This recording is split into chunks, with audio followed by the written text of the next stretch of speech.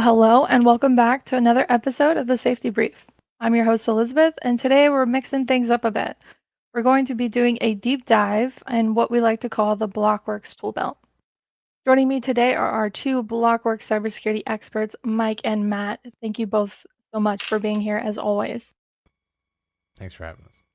Of course. So to kick things off, let's break down the BLOKWORX cybersecurity stack. This might take up a good portion of the episode, but it's important to help our community fully understand what our products do in terms that everyone can kind of relate to. So we often talk about acronyms like MADE plus EDR and SCUD plus CDR, but not everyone knows what they stand for. So for each service, I'll state the name, and you two can give a short, full breakdown and description of the service. For our video platform audience, we will be sharing some visuals from the BLOKWORX website associated with the services as well. So if you are an audio only listener, you may want to pull up blockworks.com and follow along. To set this tone, I'll start with MADE plus EDR. It stands for Manage Advanced Endpoint Defense plus Endpoint Detection and Response. It's a proactive endpoint solution powered by Deep Instinct's advanced AI and Lima Charlie's SecOps cloud platform. Deep Instinct uses deep learning to predict and block threats like zero-day attacks, while Lima Charlie provides flexible security operations and EDR capabilities. Combined with BLOKWORX 24/7 SOC monitoring, this endpoint solution delivers strong around-the-clock protection with both advanced tech and human oversight. Matt, I know you are the MADE guru, so feel free to add on to it prior to us switching to the next service. Oh, do you want me to do that now? Yeah, go on, run with it. Oh, okay. Well, we have the capability to leverage the best endpoint defense that's on the market right now.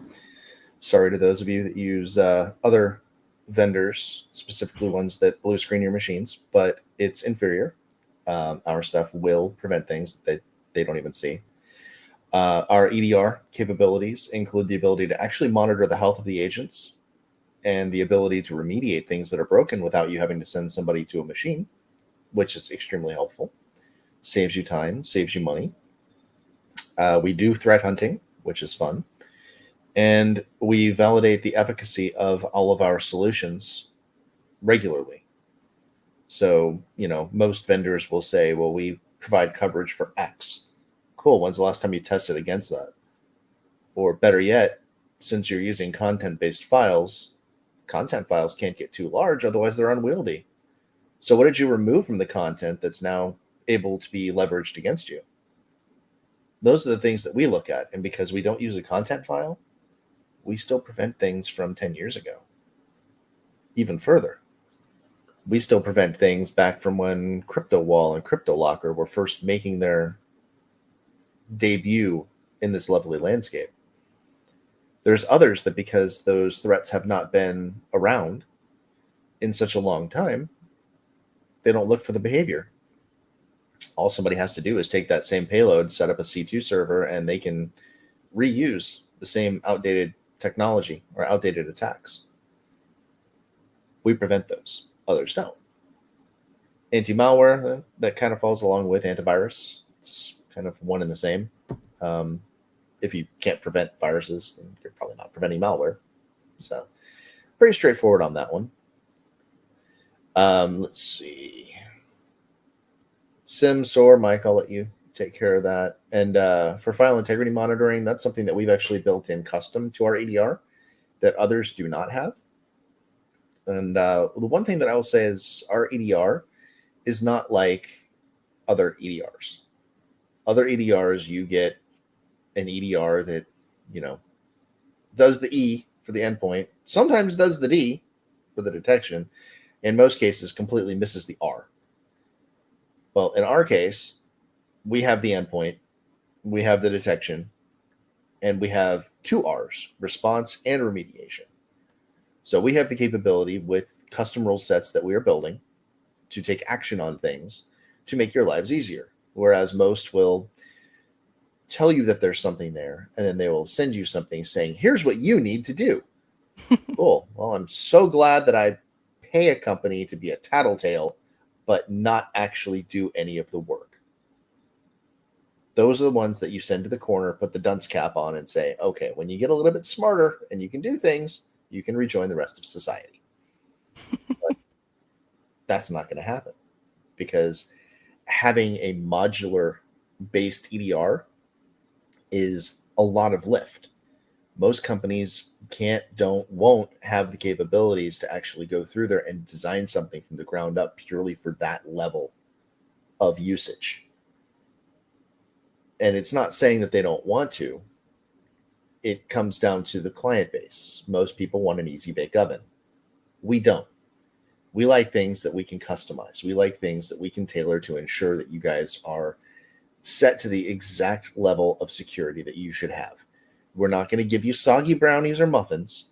We're going to give you artisanal muffins and brownies, the high quality stuff.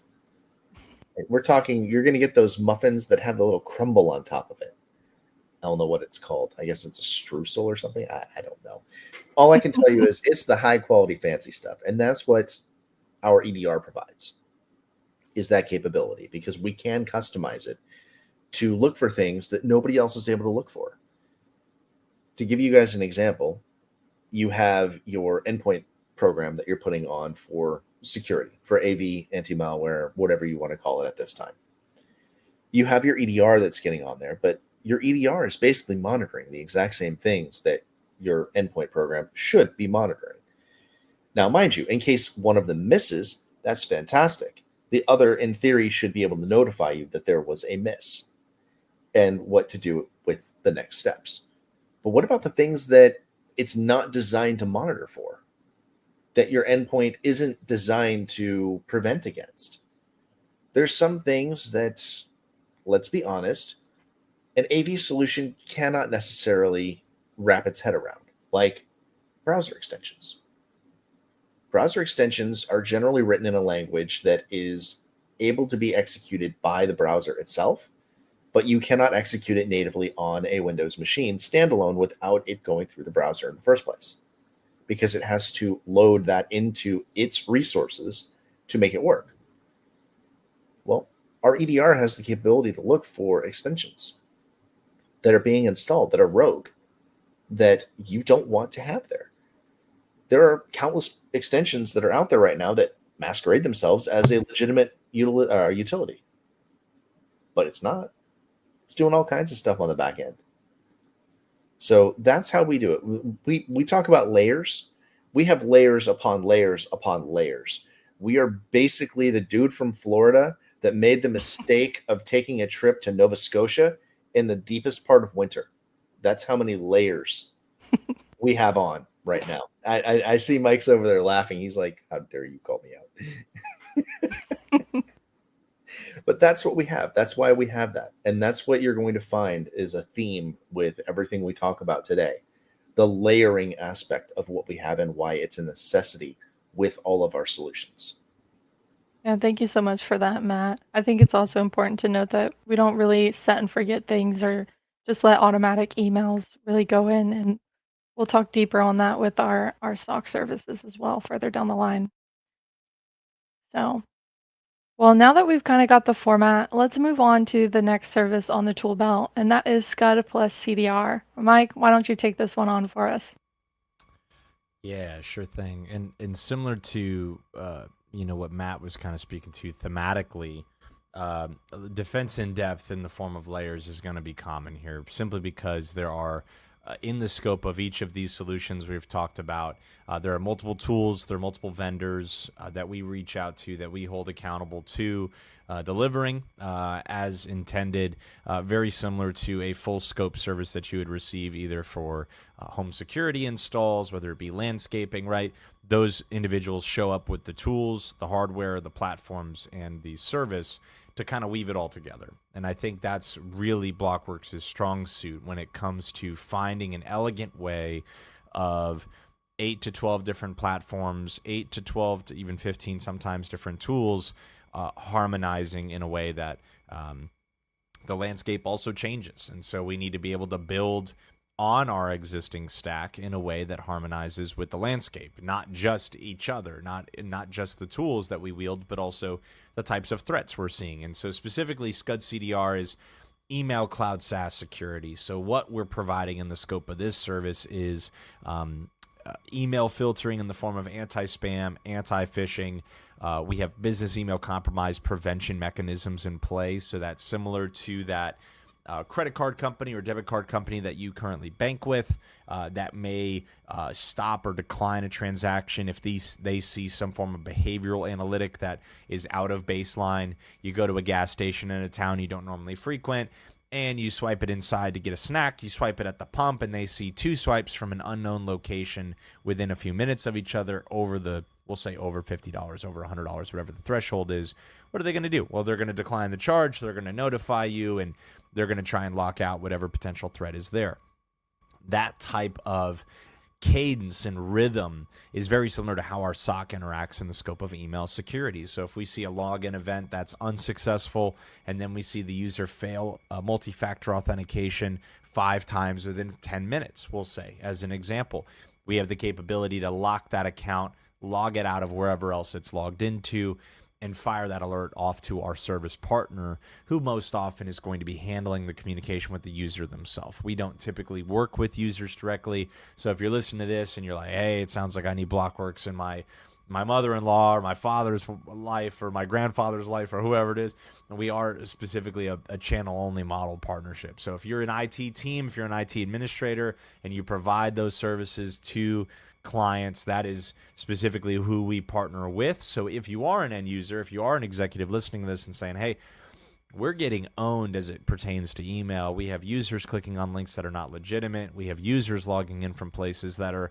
all over the world, because the office is no longer a 4-dimensional single location. It is everywhere. It is wherever they can be connected to. And the closest cell tower, the closest Wi-Fi, that's the office now, right? And so a lot of people have reached out. And so I would say contact your system administrator, contact those responsible for your IT department, your IT service, and say, hey, I was listening to some of what BLOKWORX has been saying over the past 12 to 18 months in the scope of the safety brief.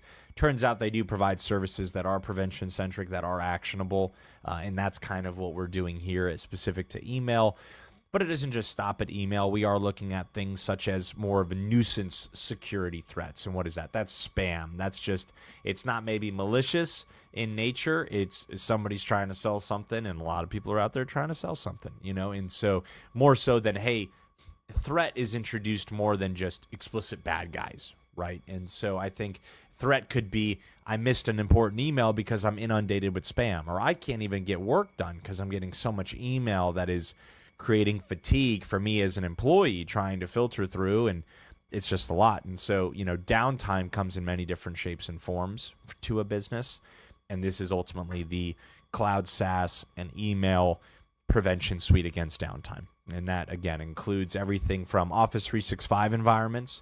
We're monitoring not just email, but also OneDrive files, SharePoint files, and Teams communication. That includes like a file being shared or a link being shared in Teams. We're not as much monitoring the text-based chat of Teams as much as what is being shared in Teams in way of leading somebody out of the Teams application to a website or to a link or to a installer, right? And so we're monitoring all of that. So very comprehensive ecosystem there specific to Office 365. One thing that is candidly rising in popularity, whether people maybe acknowledge it or not, is Google Workspace. We've seen a lot of the industry migrate off of on-prem and hosted cloud to their own Office 365 instance. Microsoft's made it accessible, but Google's up in their game.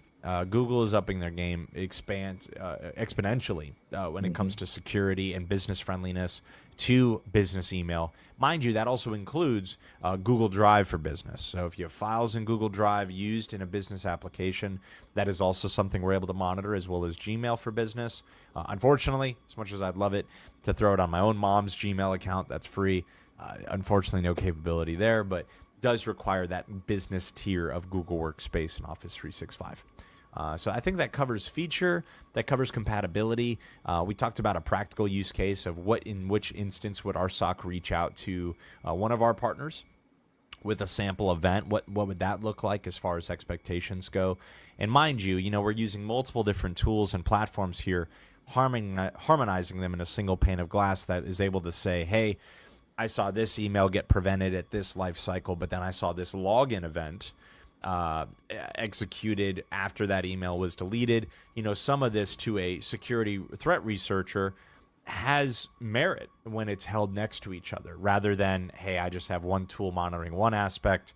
We have a whole suite that we bring with us. So within the scope of the service, you have the tools that we've standardized on, our engineers that are monitoring this 365, 24/7, as well as what Matt was saying is the development of new threat engine rules and threat detection rules that are just built over time, saying, hey, it's one thing to have somebody come out and maybe water your lawn, but now, hey, we're not just watering the lawn, we're looking at what threats may exist based on the season, based on the time of year, based on the weather, and also actively working to thwart those as well. So for those green thumbs out there that care very much about your lawn, maybe that analogy stands in the cyber realm, but if not, let it roll off the back. So, but that's going to be Scud CDR as far as cloud SaaS and email prevention. Yeah, thank you so much for that, Mike. And before moving on to our next service, I wanted to also break down what the acronym actually means. So SCUD plus CDR stands for Secure Cloud Unified Defense plus Cloud Detection and Response. Just for anyone curious as to what the acronym actually stands for as well. All right, moving on. Another key service provided by BLOKWORX is Sniper, or SNPR. It stands for Secure Network Perimeter Response. Mike, feel free to go ahead and break down this service for us a little bit. Surely. So where we previously talked about email, cloud, software as a service, by the way, is SaaS, software as a service, SaaS. A lot of acronyms in this space. If you're just listening for the first time and you're like, I don't know what I signed up for, but there's a lot of information, right? In cybersecurity, there is a lot of acronyms used, this shortening of terms, if you will. SD-WAN is a great one. IPsec, VPN is another one, right? I'm looking at all of these. Most of these are acronyms, DNS, IDS, IPS. But mainly what Sniper is focused on is securing the network. When we say that, we mean from the firewall perspective, from the layer 3 perspective, but with also full layer 7 applications. So what does this practically mean? So everybody listening to this right now has a device of some form going through a router to get them from their home network, their work network, or their phone to the internet, the greater internet for connectivity, right? And so there is most often a device that handles that exchange. Think of it as a crossing guard, right? You're going from one side to the other, and that device is maybe what is provided to you at home from your ISP. Maybe you've gone to Costco or somewhere and bought your own, and you have that hooked up in your own house to handle that. Maybe you're in a business application and you know what a firewall is and you understand that. But the firewall function is specifically securing traffic that is unsecured by nature. And whether we like it or not, the internet today is all plain text. It is all open code. The internet, when it was created, was not created in a secure manner. It was built to connect things to each other. And it does indeed do that, but by the nature of how it's built, the blueprints are on the walls, right? It's very open source and very open text, plain text, as we say. And so what we need is some form of barrier that, we talked about that crossing guard, right? How do we go from one way to the other? Is one way to filter out what is bad and keep what is good. And so that network appliance is most often a physical device, maybe a little bit larger than a Kindle in some applications, and then it's other times it's very large. It's larger than a normal desktop computer. But ultimately what it handles is that air traffic control of who's coming in, who's coming out, what connections are being made. It is air traffic control and your crossing guard all in one. And where you see functions such as IDS, IPS, historically, there has been a separate second physical appliance put in between the firewall and the network to serve as that crossing guard. So where the router would handle air traffic control, the crossing guard would be able to say, yeah, you're allowed to cross. No, you're not allowed to cross. You can cross now, don't cross now, right? And it would keep that at bay as far as threats go. what we've done is we've partnered with Palo Alto Networks, which is a firewall vendor, next generation firewall vendor, that has built security into the fabric of networking so that there's a harmonious merging of those two in a single appliance. So you have multiple devices going to one simple appliance. You have better ROI. You're not managing 3 to 5 different functions in the network stack. As well as the beauty of this feature is BLOKWORX manages the network for you, almost like a network administrator in a box as well. So rather than just look at it as a, hey, they're coming out here, they're installing a fence, it's like, no, there's a fence and a security guard on your property at all times, monitoring this so that, yes, the security posture increases, but also the resilience and readiness against a threat, against attack, is also bolstered. So some practical things that that maybe translate a little easier, other than network functions, obviously, that are covered, are something like remote access VPN. A lot of people have caught on to what VPNs are, and they maybe use them more often than they know them and know what they are. But essentially, a VPN is taking your network connection and connecting it somewhere that you are not. Okay, so that could be you're out of the office, you're at home, you're trying to VPN into work. That's great. You could be overseas and you're trying to watch March Madness basketball, and so you're VPNing back to the United States to try and watch that, right? But the whole concept is you are tunneling yourself from one location to the other.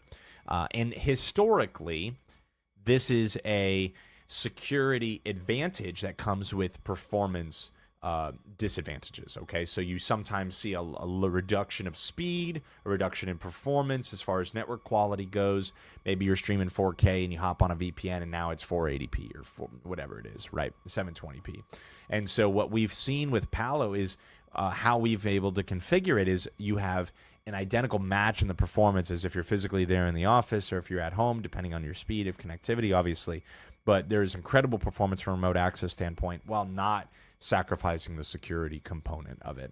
Also, other features are things such as content filtering based on category or policy, right? Let's say you're a system administrator and you want to keep users from websites that maybe lack proper hygiene from a security posture standpoint, regardless of what their subject matter may be.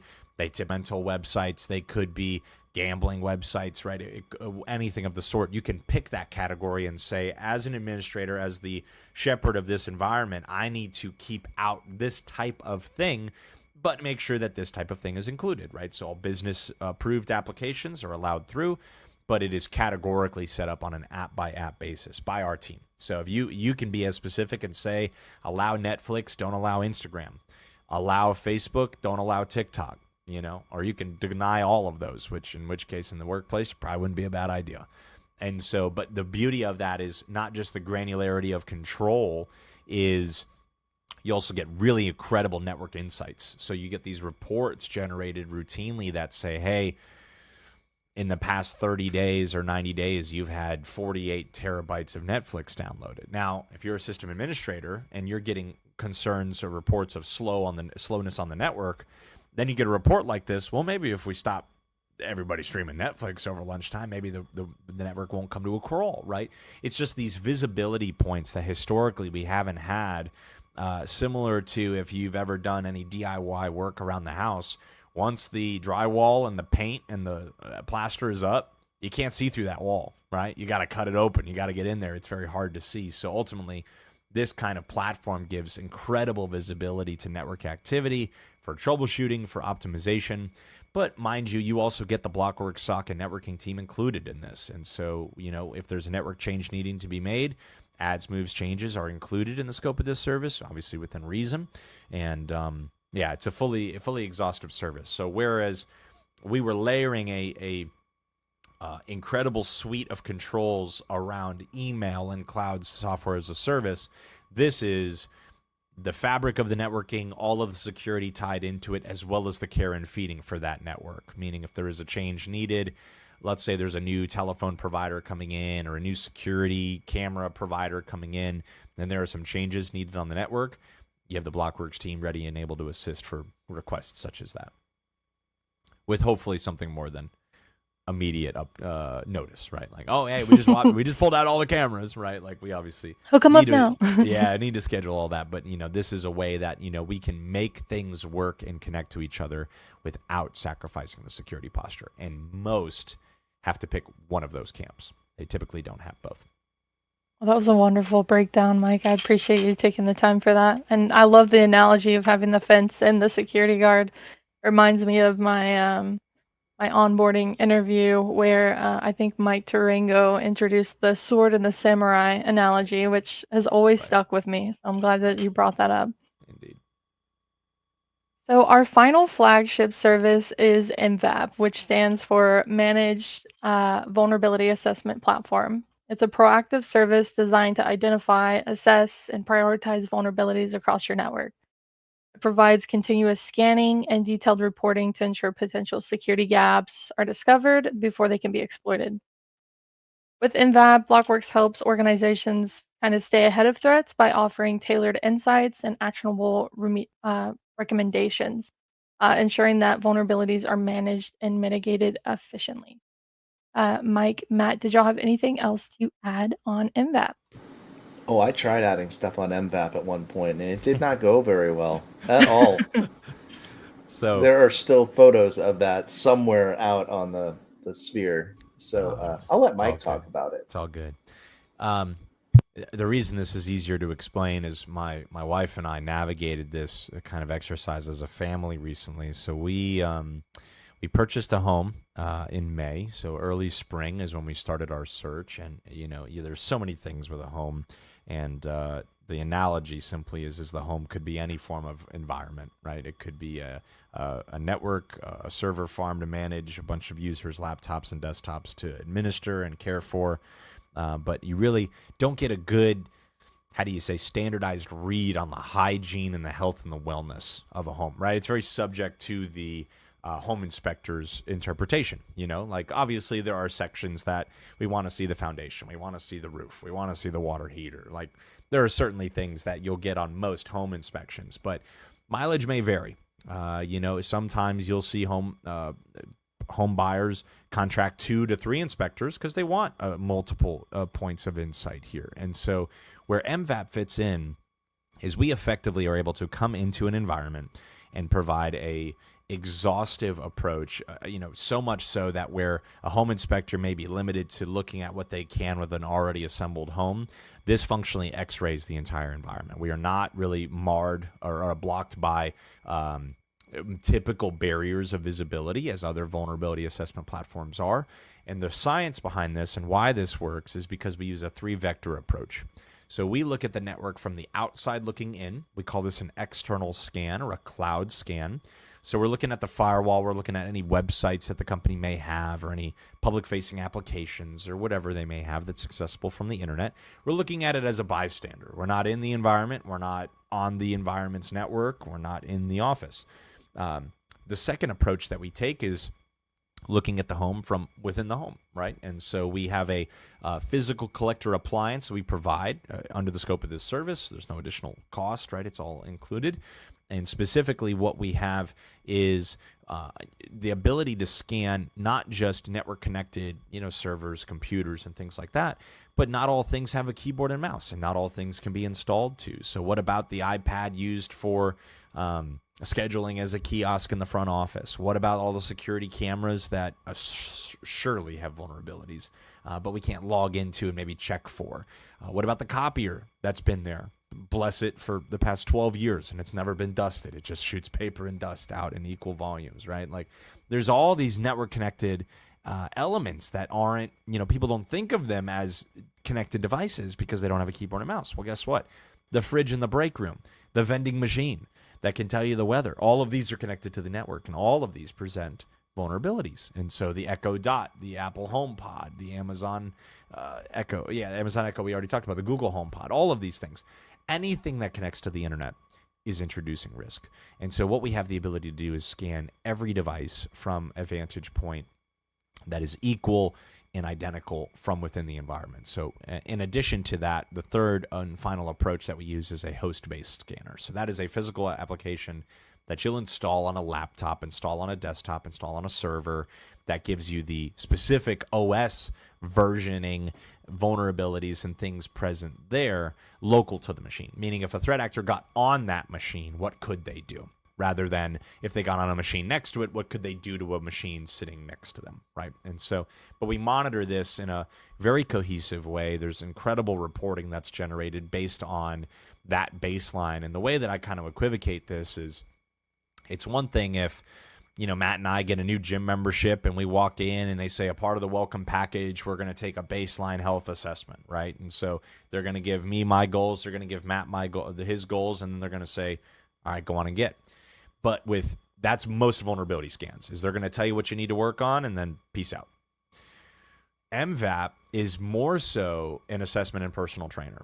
And whereas we want to see people improve upon the results in the report, so much so that this is a continual service, we certainly offer one-time scans for those that are interested, but we tell you how to fix the vulnerabilities, how to plug the gaps in risk, rather than just tell you they exist and let you figure it out, right? And so, again, removes the amount of cycles needed, and most often in a home inspection type vulnerability scanning approach, so much so that the home inspector will say, hey, your hot water heater is 8 years old. That's the vulnerability, that's the observation. But rather they can say, hey, this is a 58-gallon water heater. What I'd recommend you do is you go to Home Depot, you go to Menards, you go to wherever, buy this specific make and model, because this is equivocal in the size, in the heat speed, and the water flow. This is exactly what you need to do to resolve this issue. It makes it mindless. It makes it so easy. It's like, I know exactly what I have to do. I know exactly how much I need to spend. And that is often missing in vulnerability scans. Certainly, to some degree, some vulnerability scans talk about it, but it is not to the degree that maybe we hold our standard to. And so that's why this was a little, this is very recent. I'd say July last year is really when MVAP was really finalized. And so one of the newer menu items, if you will, but this makes, how do I harden this network? How do I really get an X-ray vision into the environment from an exhaustive standpoint? This is where this fits. I know. Thank you for that, Mike. And I think it's also really cool that we give those detailed response, because you essentially, again, get that samurai. You get to step into the mind of the BLOKWORX experts instead of just getting an alert of, hey, this is broken. We give you the steps on how to fix it, where to go, and all that jazz. So thank you so much for breaking that down.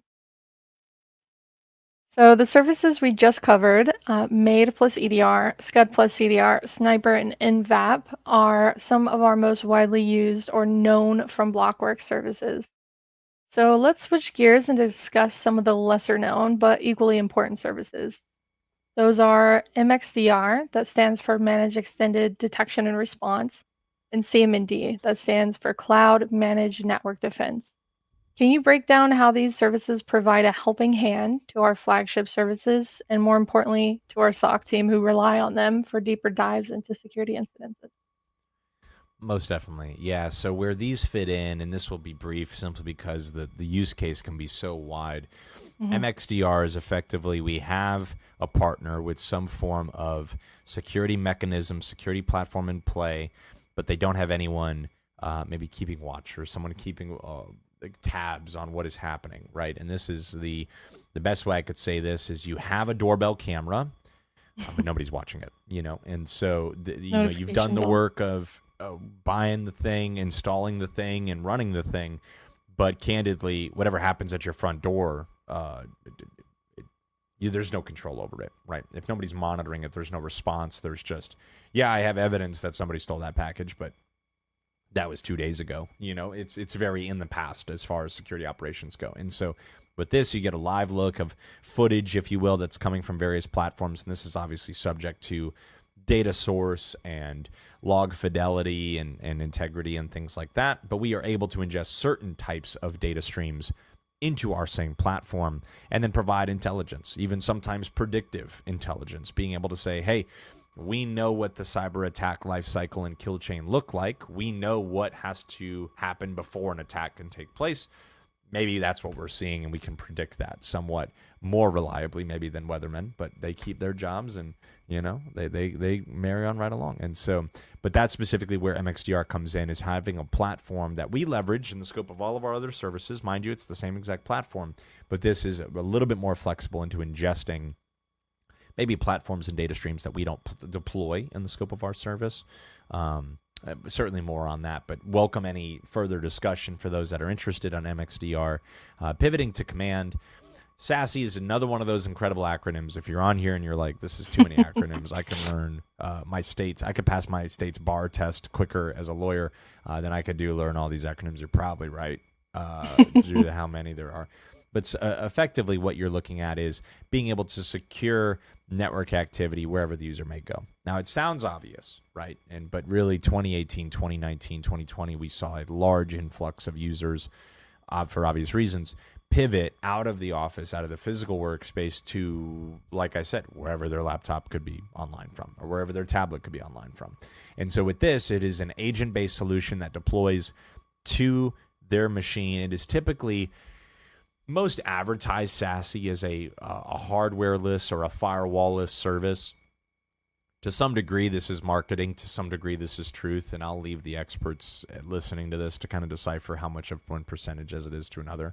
But effectively, you have a relay that connects you to a firewall in the cloud. So just like we talked about with firewalls and that crossing guard and air traffic control and everything that's happening there, it migrates the security monitoring to the cloud, but then connects you right to that portal, right? And so rather than having to be in the office or having to have a firewall in the office, that is typically where we see SASE come in. There are certainly overlap in functions, but if you are a fully remote, fully distributed workforce that does not deploy firewalls to all of your, we'll say, technicians or hardworking people in the field that have like truck computers or mobile devices, and then you have some at home, SASE is a really good solution for fully distributed workforces that don't have a physical location. I think another thing to think about as well is even if you do provide the VPNs to the company provided endpoints, you're going to have those one or two who have their own personal laptops Certainly. or iPads or cell phones that are also connecting to work-based content. And that's where this is really important. Certainly. And we see SASE solutions really in two, as far as larger, well-known verticals. We see it a lot in education. We see it a lot specifically to like fleet machines under an educational, like a college or school, maybe lower school, secondary school, that have devices that go home with the users, primarily students. They are certainly common there. Again, it really just comes down to where is the device going to go? Do we have accountability over where the device will be? And if not, how do we safeguard it as it travels and connects to various resources? So SASE is very common in those applications. Yeah, thank you so much for that, Mike. Yeah. And just to be respectful of our time, I'm going to combine the last two questions together. Obviously, we can't forget about the BLOKWORX 24/7 SOC. The SOC is really the glue that holds everything together. They help reduce alert fatigue as we handle monitoring, tuning, and alerting our partners when necessary. So can you explain how the SOC combines into all of our services and plays a crucial role? And then also how all of our services come together to make a cohesive tool belt? Yeah, those are excellent questions. And I loved the graphic of the tool belt because it implies that you can't get every job done with a hammer. Like there are very certain types of security threats, just like there are certain types of projects around the house, and some certainly you could do with a hammer. You could do a lot with a battery drill. I will say you could do a lot of projects with a battery drill, and I almost see that as endpoint defense because it really follows the user machine wherever they go. And but even email does a lot. But I think, again, the readiness and resilience against threat requires a preparedness, right? And so being able to have an exhaustive, deep roster of solutions that harmonize with one another. Mind you, none of these solutions are codependent, meaning we have partners that are just using, they're like, hey, I love BLOKWORX, they make great battery drills, right? Hey, I love BLOKWORX, they make great email security, right? And again, for the sake of the analogy, you could go to DeWalt, you could be a Milwaukee zealot, you could be a Makita zealot or Ryobi or whatever your preferred vendor is. But typically over time, you recognize that certain vendors are going to put out something that is their thing. They still makes the best chainsaws or whatever it is, right? And so like that, we leverage that same mindset in our security stack. So partners come to us looking at, hey, if anybody's got a good read on who's doing what the best, it's BLOKWORX, because they play with these tools all the time. They test these tools all the time. Matt and his team really full time as far as their 9 to 5 is testing the efficacy of these tools against threats, just constantly testing it. And very similar to maybe like bulletproof vests, and hey, there's a new caliber of ammunition coming out. Now we got to test our vests. How effective is it at stopping such a thing, right? And so that continual R&D, that research and development, is something most companies, enterprises, and even vendors seldom don't put the proper budget into. You know, they say, hey, this is what we've stopped. We've stopped 380. We've stopped 9 mil. If it could stop a 9 mil, I'm sure it can stop a 300 black. No, we're like, let's get it out to the range. It's going to cost us a couple $1,000s in plates, but we're going to see it right now. How does it stand up, right? And so for the firearm enthusiasts, you know what I'm talking about caliber-wise. If I lost you, I'm sorry. But mainly there is different types of threats that are always evolving, and we have to be resilient. And the only way we can know that we're resilient against them is to test them constantly. And so love that we have Matt on our team and everybody that accompanies him and the functions that they fulfill. But really, that's where it all fits. You know, they certainly overlap. They are very much like armor plates that will kind of waterfall over one another. But the main point is cyber risk is all a percentage. No different than if you are inclined to certain health genetic diseases. There is a percentage of risk there. But risk can be mitigated. And it can be tangibly and measurably mitigated. And that's kind of where we exist, is to defend livelihoods against these threats and to mitigate that risk as much as possible. And like we said, there's multiple tools to do that, you know. And so hopefully that demonstration and overview, kind of the tour of the house, if you will, been a fun couple streams these past week. You got to hear the origin story of BLOKWORX a couple weeks back. If you didn't hear the one with Rob, highly recommend you go back and catch that episode. That was I'd say wholesome in the cybersecurity space. You don't get to hear a lot of stories like that. And so kind of where we started, how we got our origin story as a team. But really today was the tour of the house. Hey, how do we do what we do? And how do we deliver service specific to each and every type of avenue where threat is often delivered? So hopefully that was helpful.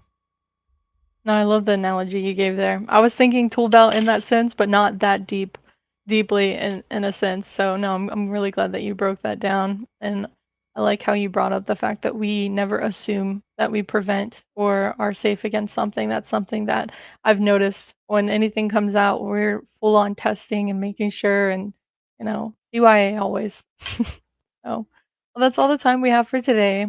Thank you again, Mike and Matt, for breaking down the BLOKWORX Toolbelt today with me. We covered a lot. So if you want to learn more about these services, go ahead and head over to blockworks.com, where all of the acronyms and full service names are listed under the Prevention Services tab in our menu. Explore the site, and then if you have any questions when you're finished, feel free to go over to the Contact Us page and ask away.